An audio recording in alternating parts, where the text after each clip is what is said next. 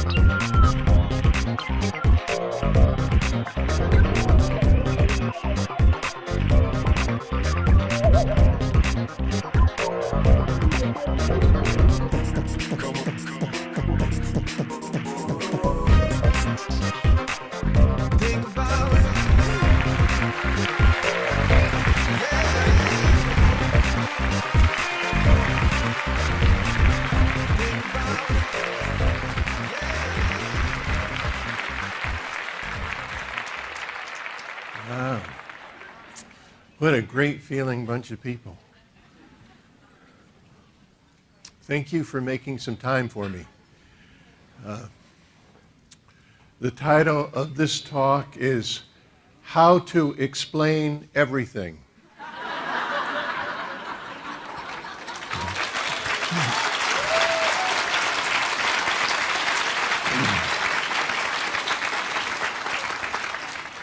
And of course, if you're going to explain everything, you need a good paradigm. And a paradigm is a way of structuring data so that people can understand you better. It's a storytelling tool. And paradigms are created to bridge unknowns. Like you go, so this, so probably that. You know, they're organized word lessons built of data and conjecture. And the paradigm that I'm going to show you will help you structure the history and evolution of life. And you can superimpose it on consciousness or personal development, human evolution, societies, spiritual paths, governments, religions, just about anything, and it will reveal new insights. And if there's some philosophic or metaphysical subject that you want to know more about, just start structuring what you know with this paradigm, and more will be revealed. So here's the basic paradigm.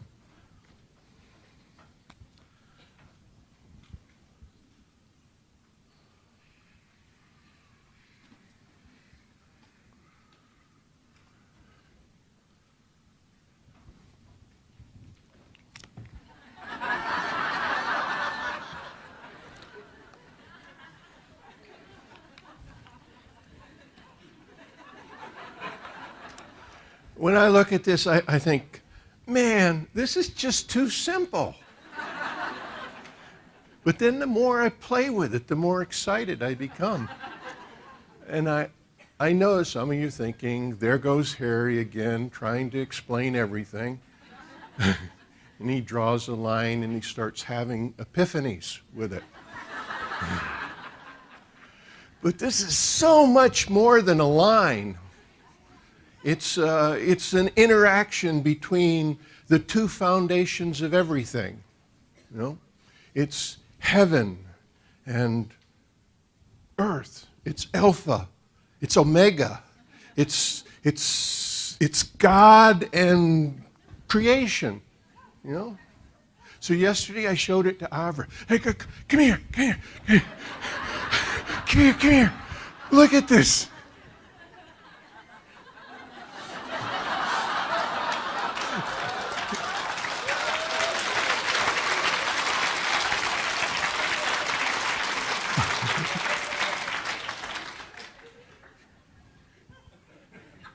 She says, it's a line, Harry.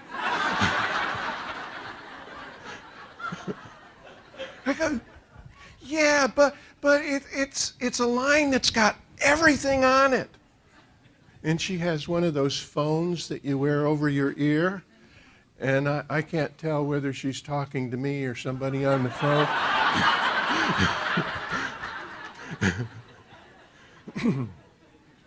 Okay, I'll be the first to admit that I do get carried away sometimes, and I know I went overboard on the triangles thing. And probably I went off the deep end with the circles. But this is a line!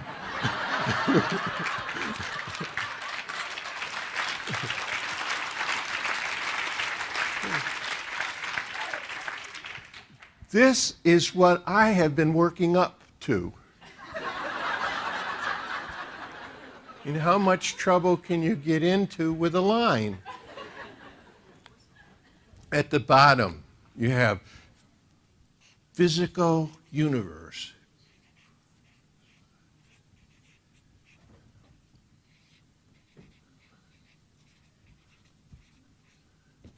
At the top, you have infinite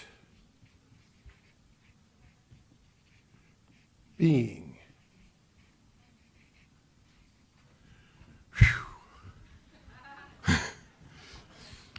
And in between is everything.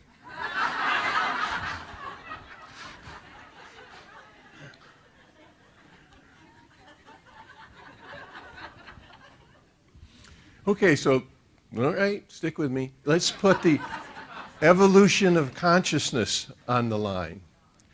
Did you ever hear the expression dull as a rock? We'll put rock down there. Or bright as an angel? We'll put angel up here. And everything else goes in there. I mean, doesn't that just explain it all?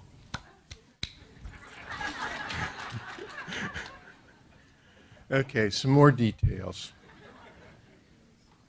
Imagine that these two poles, oh, that's yellow. Imagine that these two poles are broadcasting a signal. And they go.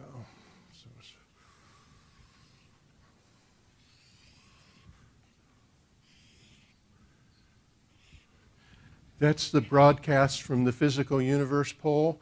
It's lots of physical laws and, solid stuff. Here's the broadcast from infinite beingness.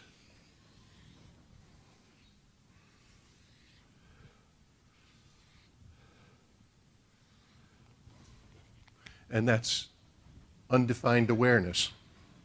And where the two meet, life happens.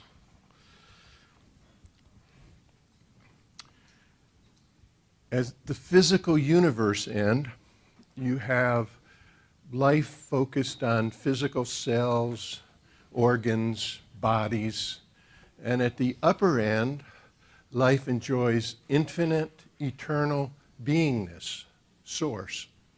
And in the middle, you have this complex mixture of physical universe and awareness. Now at the lower end, the mixture of physical universe and awareness is called animal consciousness. In the middle, the mixture of physical universe and awareness is called intellectual consciousness. And at the top, the mixture of physical universe and awareness is called spiritual consciousness. So you have three domains here. And as you go up from the physical universe, up this line, the influence of the physical universe becomes less, and the influence of infinite being becomes greater. Now, most respected teachers will tell you that the most important undertaking of life is the journey that you make across these three domains. The Buddhist follows the path of Dharma, which means, in essence, taking those actions that you believe will result in the most good. Always do what you believe is right. And this has a strong element of personal responsibility because what you believe is right depends upon where you are in a domain. Animal consciousness is sometimes called the savage mind. It's a stimulus response mechanism that is controlled almost entirely by the physical broadcast. And awareness at this level is focused on physical perceptions and body sensations. A savage mind is very good at organizing and developing biological functions. It controls heartbeat, breathing, and digestion. And by manipulating these biological functions, it stimulates the animal level instincts of fear, hunger, and the mating drive. And depending upon what instinct is stimulated, the organism exhibits either a submissive behavior or a dominant behavior. So life at this level down here is controlled by external circumstances. It's savage, it's predatory, and it's selfish. And response is determined by pleasure or pain. If something or someone triggers a pleasure response, the animal will repeat the behavior. If the pain response is triggered, the animal will stop the behavior. Response is automatic. No thinking or decision is required. And the closest that the savage mind ever comes to thinking is, can I eat it? Will it eat me? Can I mate with it? You know? And if it doesn't know the answer to these questions, it just waits for the next stimulus. Now, if this is beginning to sound like some people you know, I'm not surprised. By my estimation, about 50% of the current human population operate at this level, which means that the subjects of greatest concern are, can I eat it? Will it eat me? Can I mate with it?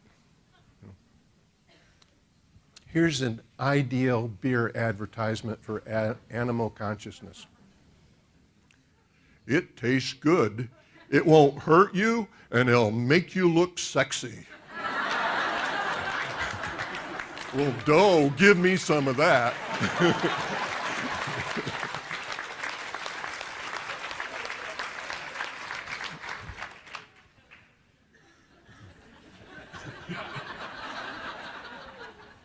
The transformation from animal consciousness to intellectual consciousness happens with the awakening of an awareness of being aware. Intellectual consciousness is not only aware, it's aware that it's aware. I mean, suddenly an I am has materialized. And this I am not only knows, but it knows what it knows, and it knows what it doesn't know. On one hand, it can use the body's perceptions to look outward into the external universe.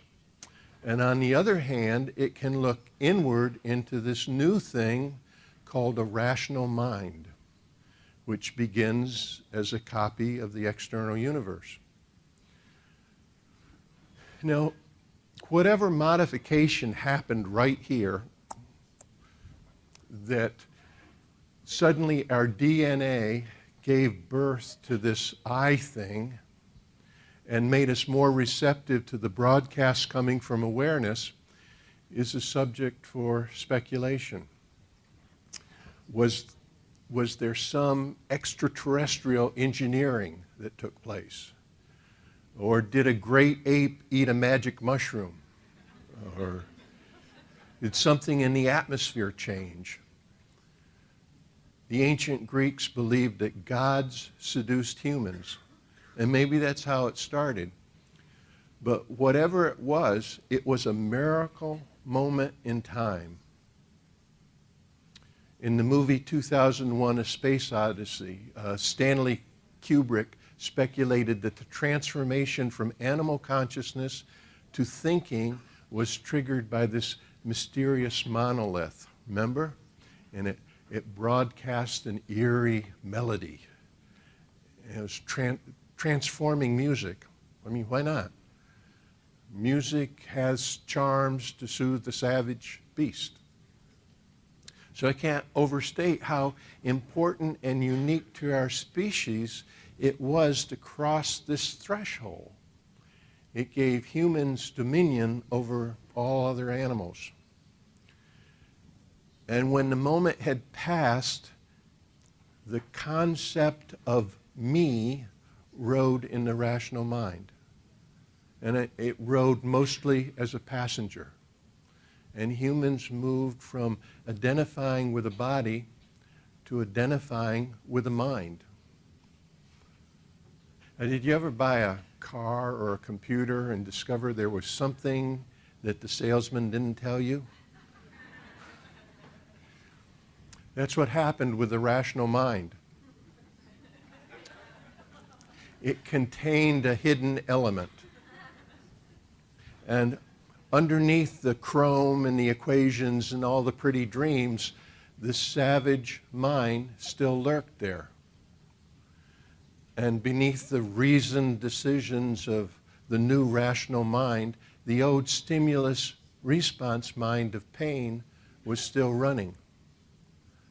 And the savage instincts remained as a subconscious influence. So our interpretation of the world carried old judgments based on past pleasures and pain, and we used the reasoning power of the new rational mind to justify them as right. This is the tragic flaw in the human drama.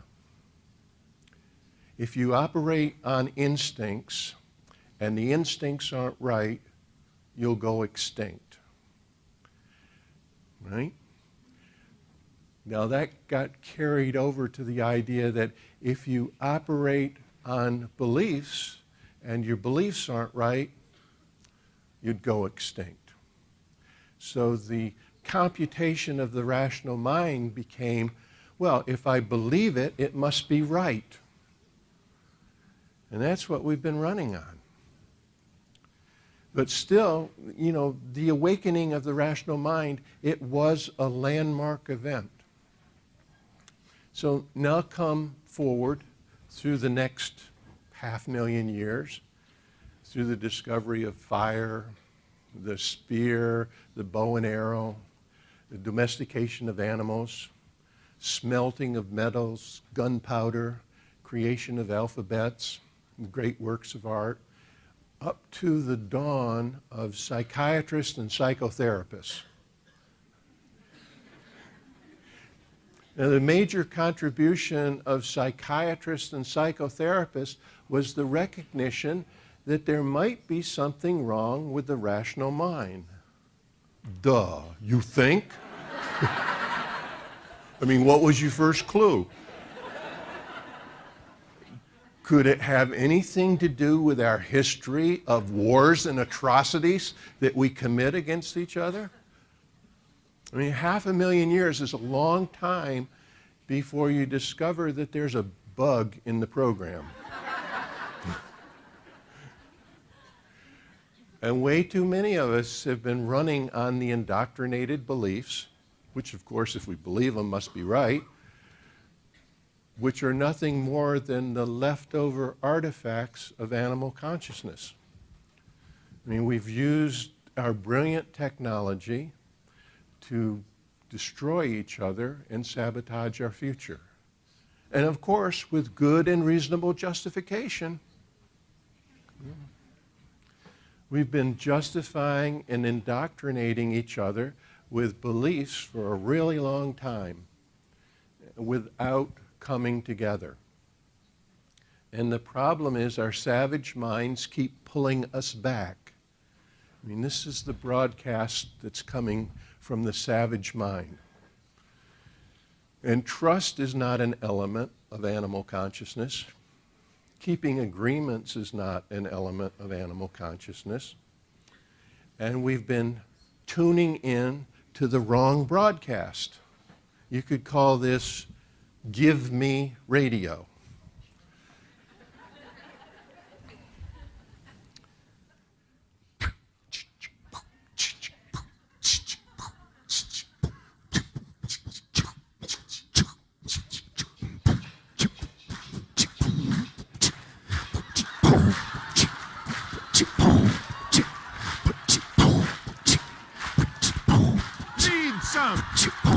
Get some. Give me some more. Need some. Get some. Give me some more. Need some.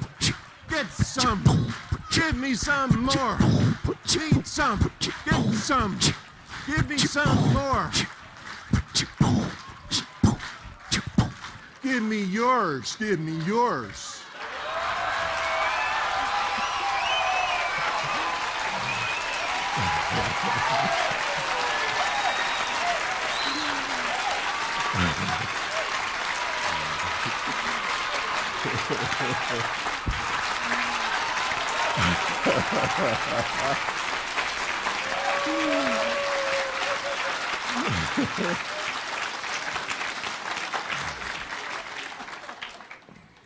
That's not the song that's going to save us.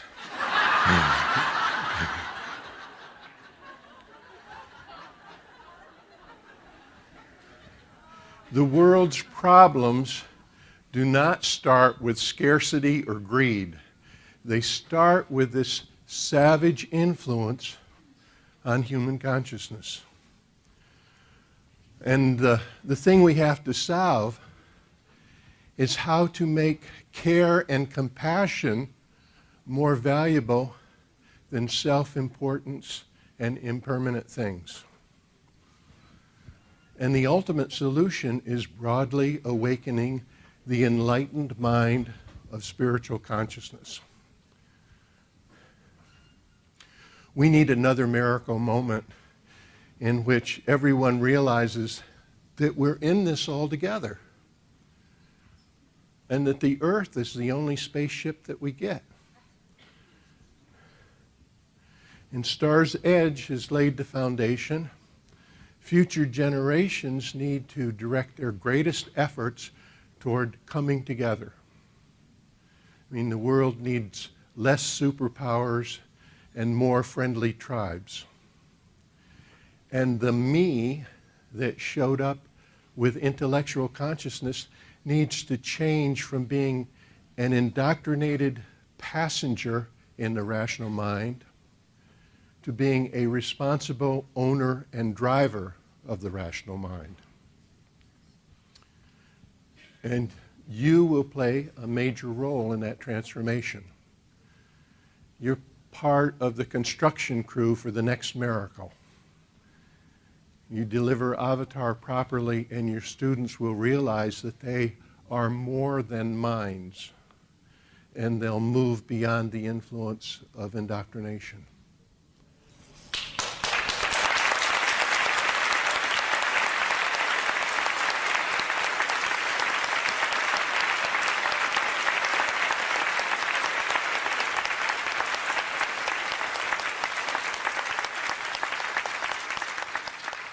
Thank you. I've said it before and I'll say it again.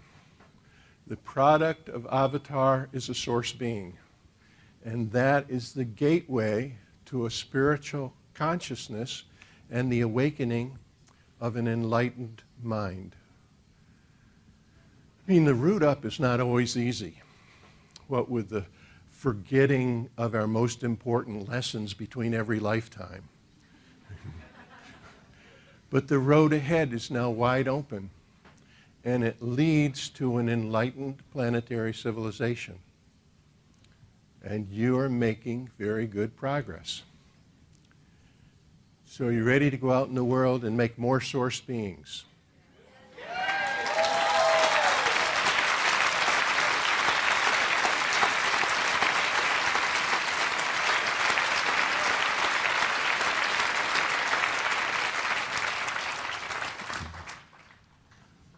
Good. Karen Pryor recently introduced a style of animal training called clicker magic. And it's so amazing and appropriate to this talk that I asked her permission to show you some excerpts from her DVD, Clicker Magic.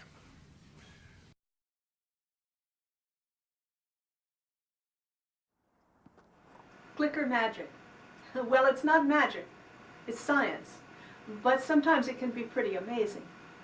Clicker training is slang for what scientists call applied operant conditioning. the principles that underlie how animals and people learn. Clicker trainers use a little plastic clicker, a noisemaker, to mark any behavior that we like. We mark the behavior when it's happening, and then we give the animal something it wants, like food or petting or praise. With our clicker, we can build behavior step by step in a process known as shaping. Trainer Catherine Cromer came to one of our seminars and then went home and rescued an abandoned pet at the animal shelter in order to practice her own shaping skills. She videotaped the process, step by step, and I'd like to use Catherine Cromer's video to review the process of clicker training. The first step is to establish the conditioned reinforcer, or the marker signal, that you're going to use to tell the animal when it's done the right thing. Get the cat to associate this noise with that food. We're also pairing clicking with petting. She enjoys just as much as the food. I'm sure not all cats do, but this one does, so we use it.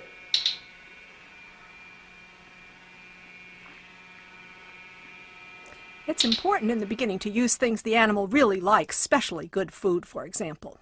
The next step, when you have a signal, is to shape a behavior, in this case, targeting. Now we're going to get her to touch or target in this case, a magic wand.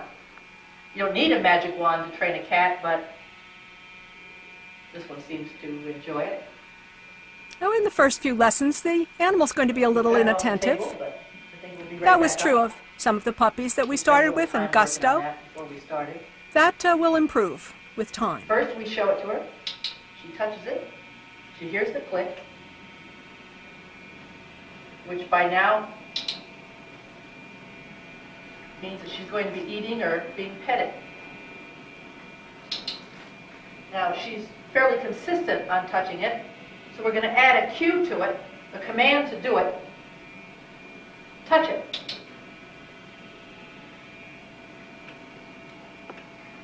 We're going to move it to different sides of the table. Touch it. So that she learns to come at some distance. Touch it. And then in order to increase her enthusiasm, we put it on an intermittent schedule of reinforcement, which means that she'll do it more than once. Touch it. To get a reward. Touch it. Watch what she does with a really long behavior chain. Over. Tunnel. Over. Over. Over. Tunnel. Over. Tunnel.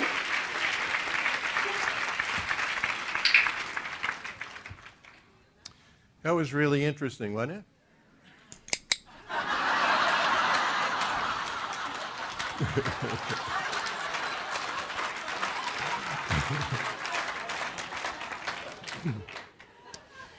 You guys are too aware. It would take something more than a clicker to shape your behavior.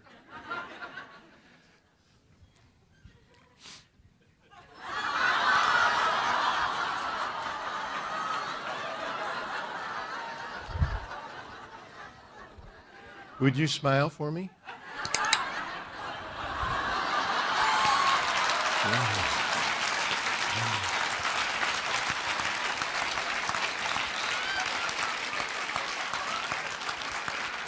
You smile for me? You smile for me? Oh. Money. Money. Money. Money. Money. I can't train myself. You suppose that's what we've been doing? I started clicker training my German Shepherd to sit and stay, and she caught on right away. I mean, she really caught on. She started experimenting with various behaviors to see if she could elicit more clicks from me. You know? How about if I rub my nose with one paw, boss? No? Okay. How about if I put an ear out like that? Come on, boss, hit the clicker. I do this. She cleaned me out of yummies. But that's what we've been doing with each other, is doing things to get more clicks or more attention or more money. And there's nothing wrong with that as long as we do it honestly. But the solution that we've really been looking for is more alignment and cooperation, more attention on service to others. We need to become citizens for the planet. Have you ever felt the warmth of the morning sun on your face? And that's what the broadcast from Infinite Awareness feels like. It inspires goodness and love and compassion. And it brings tears to your eyes and compassion to your heart. Here's a review video for you.